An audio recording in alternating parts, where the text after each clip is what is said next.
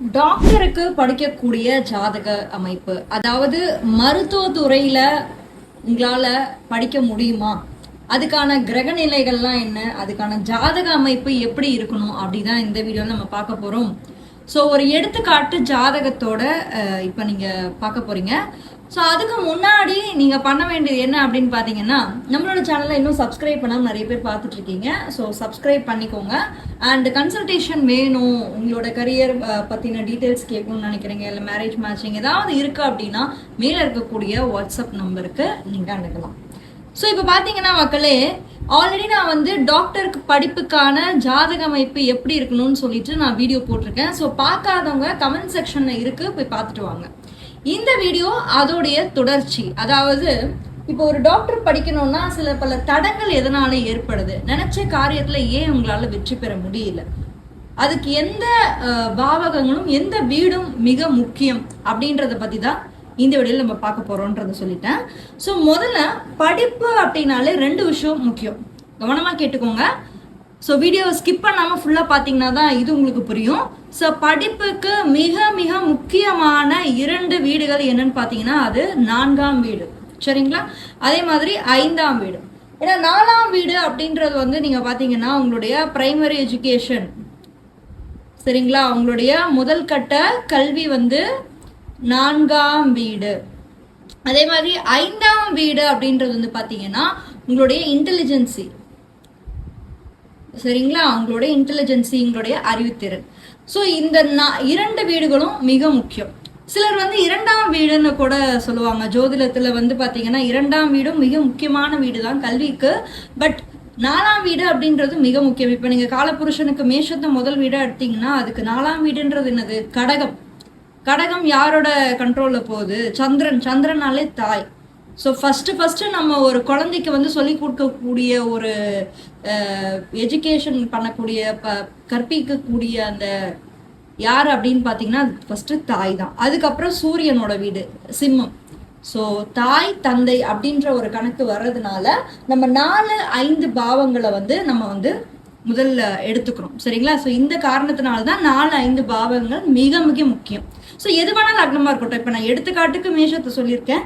நீங்கள் வந்து கன்னி லக்னமாக இருக்கு அப்படின்னா கன்னிக்கு 4ஆம் வீடு என்னது? தனுசு. 5ஆம் வீடு என்னது? மகரம், சனி. ஸோ 4-5 பாவங்களை மெயினாக பார்த்துக்கோங்க. அதுக்கப்புறமா இந்த 4-5 பாவங்கள் வந்து நட்பு வீடுகளில் இருக்கா அப்படின்றத செகண்டாக செக் பண்ணுங்க. ஏன்னா ஒரு படிப்புக்கு மிக முக்கியம். ஒரு குழந்தை படிக்குமா, படிக்காதா, மந்தமாக இருக்குமா, இல்லை வந்து அவங்க கோலில் வந்து அவங்க குறிக்கோளில் வந்து பார்த்தீங்கன்னா ரொம்ப தீர்க்கமாக இருப்பாங்களா, இல்லை ரொம்ப சோம்பேறியாக இருப்பாங்களா படிப்பில், இது அத்தனையுமே நீங்கள் தெரிஞ்சுக்கணும்னா இந்த 4ஆம் பாவகமும் 5ஆம் பாவமும் மிகவும் முக்கியம். அதுவும் நீங்கள் டாக்டர் படிப்புக்குன்னு வந்துட்டீங்கன்னா 10ஆம் பாவமும் இம்பார்ட்டண்ட்டாக நம்ம பார்க்குறோம், சரிங்களா? ஏன்னா 10 அப்படின்றது ஒருத்தருடைய ப்ரொஃபஷன், எந்த மாதிரி ப்ரொஃபஷன்லாம் அவங்க இருப்பாங்க, சரிங்களா? எந்த மாதிரி வேலை அவங்களுக்கு அமையும் அப்படின்னு சொல்லக்கூடியது இந்த 10. ஈவன் 6 கூட நம்ம மெயினாக பார்க்கணும். இப்போ டாக்டர் வந்துருச்சுன்னா 6ஆம் பாவமும் முக்கியமாக நம்ம பார்க்கணும், சரிங்களா? அது வந்து எந்த வீடை பொறுத்து இருக்கு, பகை வீடாக இருக்கா, நட்பு வீடாக இருக்கா, அதை பொறுத்துமே வந்து அமையும். ஸோ 6ஆம் வீடு அப்படின்றது வந்து பார்த்தீங்கன்னா சர்வீஸ், சரிங்களா? சேவை.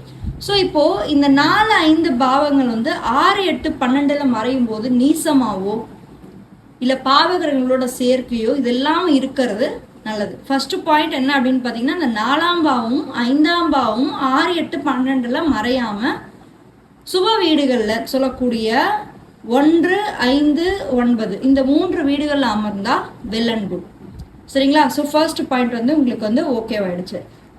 செகண்ட் பாயிண்ட் நீங்கள் என்ன பார்க்கணும் அப்படின்னா, உங்களுடைய ப்ரொஃபஷனை பார்க்கக்கூடிய வீடு நோட் பண்ணிக்கோங்க. ஸோ அதனால தான் பல வாட்டி நான் உங்களுக்கு இதை சொல்லிட்டு இருக்கேன். ப்ரொஃபஷன் அப்படின்றது 10th ஹவுஸ். ஈவன் நீங்கள் இதை வந்து D10 டிவிஷனல் சார்ட்லேருந்து கூட பார்க்கலாம், சரிங்களா?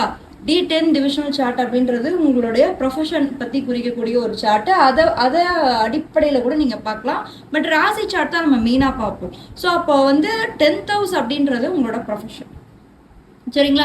ஸோ இப்போ ஒரு எடுத்துக்காட்டுக்கு இப்போ நம்ம சொல்லணும்னா கன்னி லக்னமாக வந்து கன்னியை வந்து நம்ம லக்னமாக எடுத்துப்போம், சரிங்களா?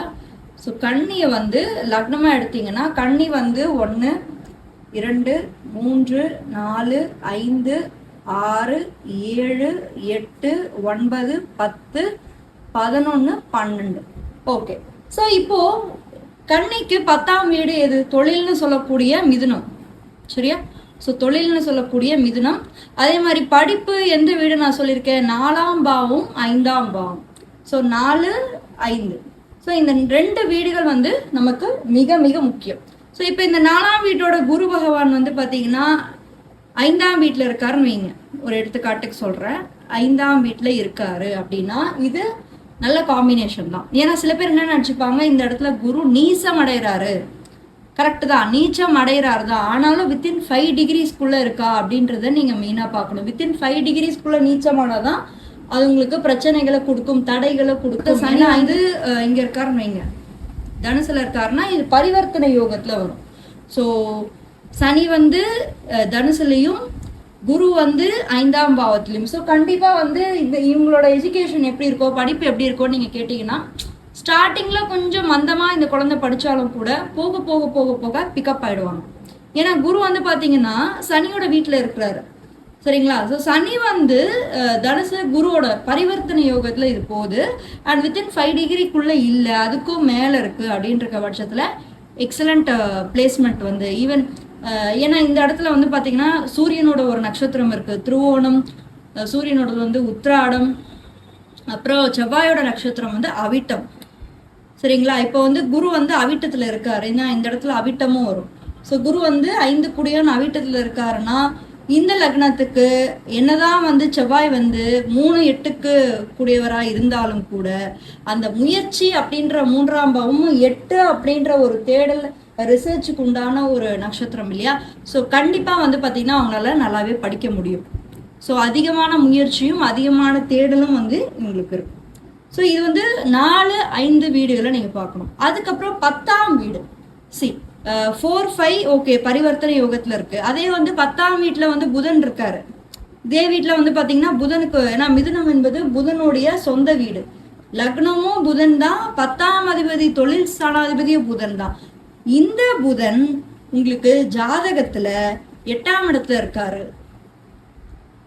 8ஆம் இடத்துல நீச்சமாவல. இந்த இடத்துல புதன் மேஷத்தில் இருக்காரு, ஆனால் நீச்சமாவல, வக்ரம் இல்லை, எந்த ஒரு பாவகிரகத்தோட தொடர்பும் இல்லை அப்படின்னா கண்டிப்பாக நீங்கள் வந்து டாக்டர் ப்ரொஃபஷனுக்கு ட்ரை பண்ணலாம்.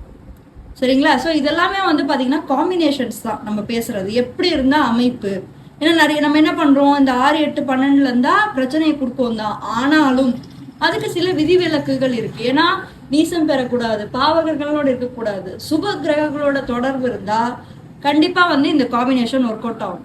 இல்லைன்னு வைங்களேன், அவங்களோட படிப்பில் தடைகள் ஏற்படலாம், இல்லை அவங்களோட எண்ணங்களில் தடைகள் ஏற்படலாம், அவங்களோட என்ன குறிக்கோளை அவங்க வந்து அடையணும்னு நினைக்கிறாங்களோ அந்த விஷயத்த அவங்க வந்து அடையாமல் போகலாம். அண்ட் ஆல்சோ நீங்கள் இன்னொரு விஷயம் பார்க்கணும், அதோட தசாபுத்தி காலங்கள் தான் இது மெயினாக வேலை செய்யும். தசாபுத்தி காலங்களில் கண்டிப்பாக வந்து இது வந்து வேலை செய்யும். இப்போ நீங்கள் டாக்டர் ப்ரொஃபஷன் இருக்காங்கன்னா நிறைய பேரை நான் பார்த்துருக்கேன். அவங்க ஜாதகத்தையும் நம்ம ஒரு அனலைசேஷன் பண்ணியிருக்கோம். சில பேர் கொஞ்சம் வருஷம் இருப்பாங்க, அதுக்கப்புறம் கரியரை மாற்றிட்டு போயிடுவாங்க. சரிங்களா? அதுக்கப்புறம் வேறு ஏதாவது ஒரு விஷயம் பண்ணிகிட்டு இருப்பாங்க. ஸோ ஆனால் ஒரே விஷயத்தில் இப்போ டாக்டராக இருக்காங்கன்னா அதே விஷயத்தில் அவங்களால சாதிக்கணும், அவங்க வந்து அதில் வந்து கடைசி வரைக்கும் இருக்கணும்னா தசாபுக்திகள் மிகவும் முக்கியம் பங்கு வகிக்குது. புரியுதுங்களா? இது எல்லாத்துக்குமே தாண்டி தசாபுக்திகள் அப்படின்றது ஒரு முக்கியமான ஒரு விஷயம். ஸோ அதே மாதிரி ஒரு டாக்டர் படிச்சுட்டு இருக்கும்போது புதன் புத்தி இல்லை புதன் தசை நடக்குது அப்படின்னா குட். ஏன்னா பார்த்தீங்கன்னா லக்னாதிபதி அவரே 10ஆம் அதிபதி. ஸோ புதன் தசையில் கண்டிப்பாக வந்து பார்த்தீங்கன்னா நிறைய மாற்றங்கள் வந்து இந்த ஜாதகருக்கு வந்து ஏற்படும். புரியுதுங்களா? ஸோ இது ஒரு எடுத்துக்காட்டாக தான் நான் உங்களுக்கு கண்ணுக்கு முன்னாடி வச்சுருக்கேன். உங்களுக்கு இதில் டவுட்ஸ் இருந்தால் கமெண்ட் செக்ஷனில் வந்து கேளுங்க, நிறைய பேருக்கு ஷேர் பண்ணுங்கள். பிகாஸ் 6, 8, 12 கிரகங்கள் மறைஞ்சாலும் கூட சில நேரங்களில் நன்மைகளே செய்யும் அப்படின்றத புரிய வைக்கிறதுக்காக தான் இந்த வீடியோ நான் போட்டிருக்கேன். ஸோ இந்த வீடியோ நிறைய பேருக்கு ஷேர் பண்ணுறது மட்டும் இல்லாமல் உங்களுக்கும் ஒரு புரிதல் ஏற்படுறதுக்காக